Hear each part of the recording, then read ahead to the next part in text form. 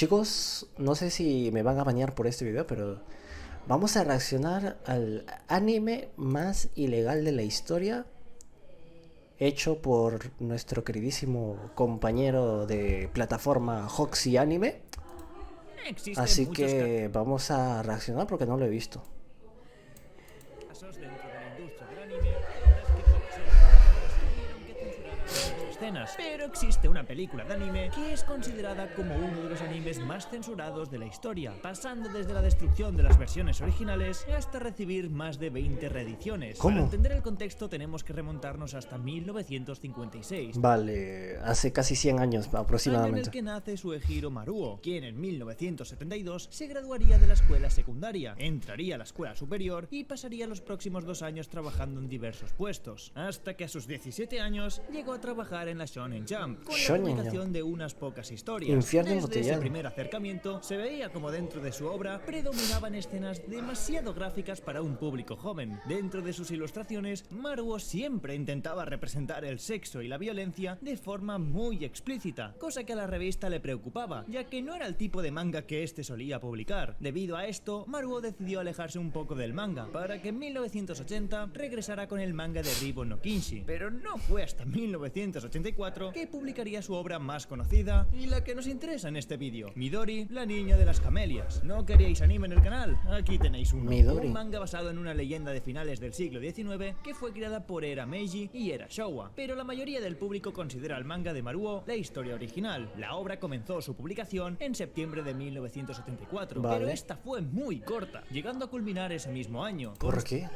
Constando de solamente un tomo. Como era ¿Solo de un tomo? esperarse, por muy bizarra y explícita que fuera el trabajo de Maruo, siempre llegaba a capturar la atención del público. Así fue como Midori, de Maruo, la chica de las camelias, llegó a un joven animador llamado Hiroshi Harada. Este se había desarrollado en pequeños roles dentro de películas y también había creado sus propios cortometrajes. Pero a finales de los 80 se interesó enormemente en el manga de Suehiro Maruo, que en el poco que llevaba desde su creación ya se había ganado el título de manga más controversial de Japón. ¿Pero de qué? ¿De qué va? Probablemente la idea de adaptar esta obra no era tanto por su historia, sino por el trabajo del autor. Como ya se había mencionado, Maruo era conocido por su mezcla entre sexo, terror y violencia, pero su forma de mezclar estos elementos, por más explícita que fuera, llegaba a denotar cierto amor a su trabajo que el lector podía encontrar mientras leía sus mangas. Así que Harada quería llevar ese sentimiento que el manga... Yo a veces quiero saber por qué esa clase de gente crea esas historias con esas temáticas. O sea, habiendo tantos géneros en el anime, ¿por qué justamente haces un anime de violencia y relaciones, no?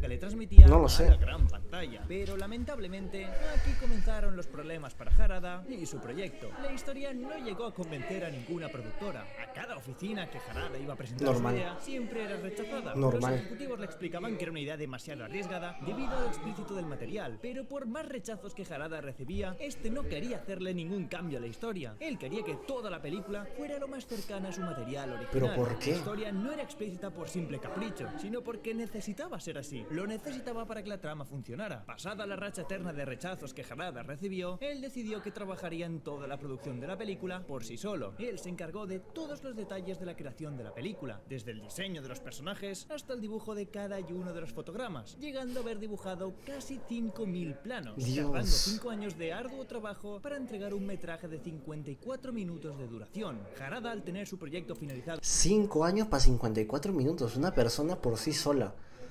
Hay mucho trabajo. El tipo estaba obsesionado con esto entonces. en 1992, la presentó a Eiga Rinrikinko, ¿Cuándo llega? encargado de No lo sé.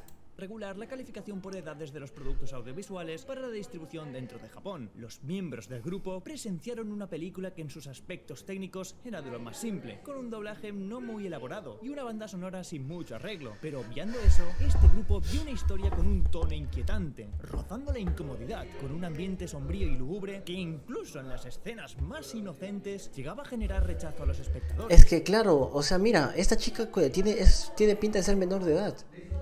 ¿Por qué la gente escribe esta clase de historias? Por este tipo, algún problema psicológico debió haber tenido.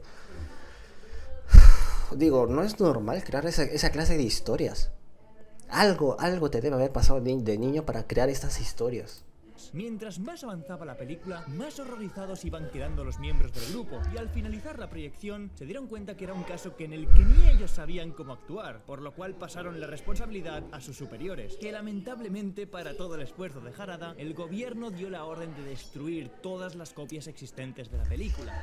No, pero aunque sea en los en los H que hemos visto no es tan turbio como lo que está contando. Lo que está contando es muy muy turbio. Es sexo, y no solamente sexo, sino también asesinatos, la palabra con V, increíble, todo eso. Condenó la carrera de Harada, llegando a quedar de lado en cualquier proyecto futuro y recibir infinidad de rechazos Es que, por sus propias producciones. fíjate que Japón es tan sexista. Si Japón es sexista de por sí y ha cancelado este manga por contenido sexual, imagínate lo muy horrible que debió haber sido. En varias ocasiones, el director tuvo que trabajar utilizando nombres falsos por el temor que su trabajo siguiera siendo rechazado. Te veo muy atento al vídeo. Ya suscríbete al canal, ¿no? A ver si llego ya a los 300.000.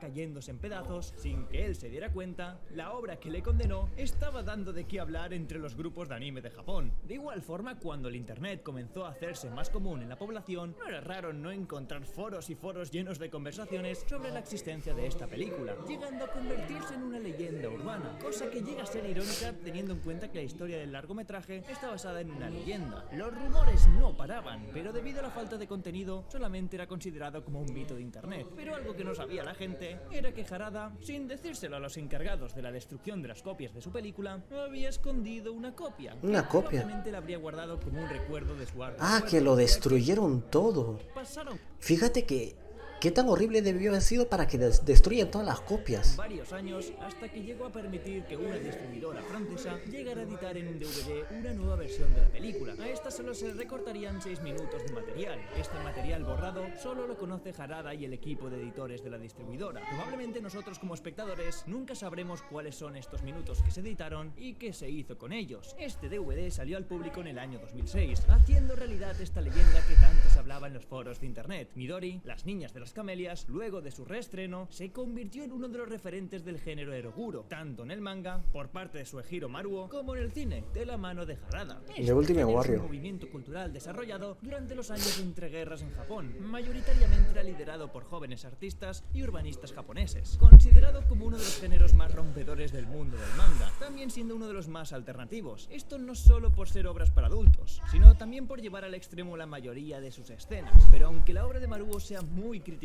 no hay que dejar de lado que esa tiene varios simbolismos y reflexiones que llegan a ser casi filosóficos, siendo las flores una de las bases de su significado artístico, ya que dentro de la cultura No, es japonesa, imposible. Esto no se encuentra. Esto ha sido sacado totalmente de publicación. La botánica es considerada un arte, y dentro del manga y la película se toma la imagen de la camelia como una premonición a la muerte, y su historia no se queda atrás. La película en su inicio nos deja escuchar a la voz de la protagonista, que inconscientemente nos prepara para todo el espectáculo que veremos más adelante. Como era de esperarse, se escucha como ella habla de sus flores marchitas, en un tono triste que predominará a lo largo del film, casi como si la tristeza también sea un personaje principal. Luego de ese pequeño diálogo comienza la historia, una pequeña niña que tiene a su madre enferma y para ayudarla tiene que salir a vender flores. Ahí es donde se encuentra con un hombre que le compra todas las camelias y que se ofrece a ayudarla si algún día ella lo necesita. Al llegar a casa descubrimos que su madre ha muerto de manera grotesca. ¿Cómo? Y lamentablemente la niña, en lugar de recibir ayuda por lo sucedido, solo es objeto de críticas y rumores que no hacen más que destrozarla. Así que ¿Pero por qué te van a criticar? decide huir y pedirle ayuda al buen señor que le compró las camelias. El hombre le brinda ayuda, pero lo que la niña no sabe es que su sufrimiento está a punto de comenzar. La película nos presenta al hombre como un tirano dueño de un circo que está repleto de fenómenos, que además de tener apariencias desagradables, sus personalidades son muchísimo peor. Mientras la película avanza, estos fenómenos humillarán a más no poder a la niña, golpeándola, violándola, obligándola a unirse a un trío, pateando a sus cachorros hasta la muerte. Tanto es la crueldad de estos personajes que cocinan a los cachorros fallecidos y se los ofrecen como comida a la pequeña. ¿Qué? ¿En serio?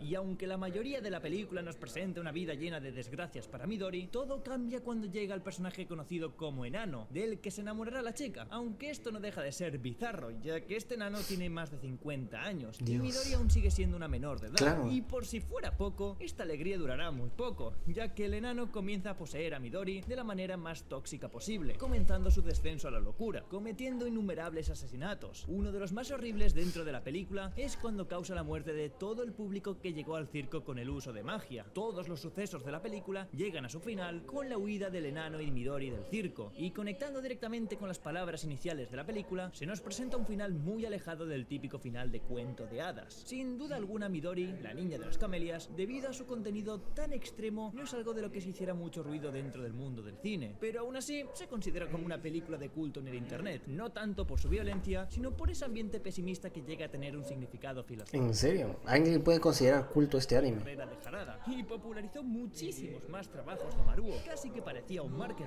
llegando a recibir una nueva adaptación en 2016. 2016. El nombre de Shoujo Shubaki. Shoujo Shubaki. Esta nueva adaptación sería un live action mucho más relajado, pero que en las escenas más grotescas cambiarían a la animación. Otra forma en la que podemos analizar este caso es en cómo la industria del anime puede ser más firme en comparación del manga, ya que el más afectado por la creación de Midori, la niña de las camelias, fue el propio Harada, que se encargó de llevarla a la pantalla. Prácticamente este señor destruyó su carrera, mientras que de manera casi injusta solo subía más el valor del trabajo de Maruo, su mangaka. Probablemente esto se deba a que aunque tanto manga y anime tengan objetivos comerciales, el manga siempre está abierto a cualquier tipo de público. Sí. Además que sus autores tienen cierta libertad creativa, en comparación al anime, que por más que nos cueste aceptarlo, es mucho más comercial que el manga. Bien, pero eso es... Qué horrible, de verdad.